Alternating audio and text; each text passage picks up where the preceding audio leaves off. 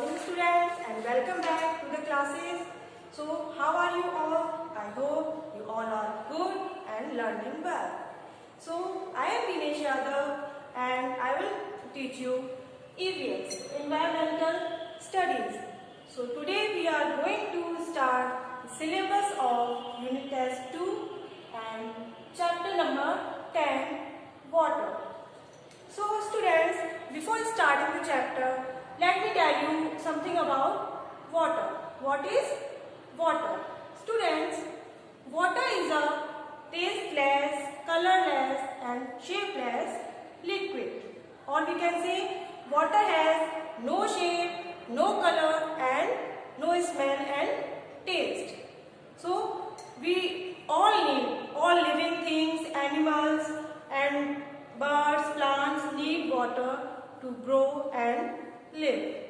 So in this chapter we will discuss these topics: uses of water, sources of water, drinking water and saving water. So let's start. So students, let us discuss our first topic, uses of water. So in our daily lives we do many activities, many things, and for what? For these activities we need water, like drinking, bathing, washing clothes, cleaning and cooking. We drink water when we feel thirst, and for bathing, washing clothes, we also need water. Without water we cannot do these activities. So these are the uses of water. And our second point is sources of water. Sources means from where do we get water. So first of all, rain, pond, river, sea, wells, tube wells and hand pumps. So these are the sources of water. The main source of water is rain. Why? The rain is main source of water? Because when it rains, the ponds, rivers and wells are filled up and we can use these waters later.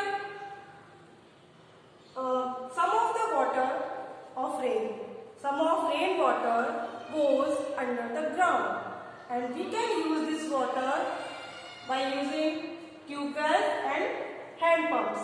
The water can come out with the tube wells and hand pumps and we can use this water also. So students, let's move towards our next point, drinking water. So do you know how should our drinking water be? Our drinking water should be clean and without impurities. So to make our water pure, we can boil it and we can also use a water purifier. Boiling kills germs, so we can boil water for 20 minutes and after that we can use it, we can drink it. So our drinking water should be clean, because if it will have impurities, we can fall sick by drinking it. So our drinking water should be clean and without impurities. Our next point is saving water.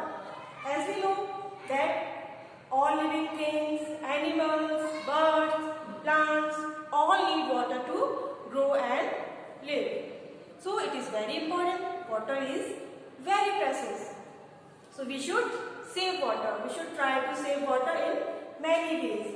When we are brushing, we can close the tap for some time, and whenever taps are not in use, we should close them, and we can store rainwater also and use it afterwards. So there are many ways to save water. So children, here are some points. So by using these simple steps, we can save water. So I will read for you and you will repeat after me. So first point is, we must close the tap after use. We must close the tap after use. Second one is we must not keep the tap running while brushing. We should not keep the tap running while brushing.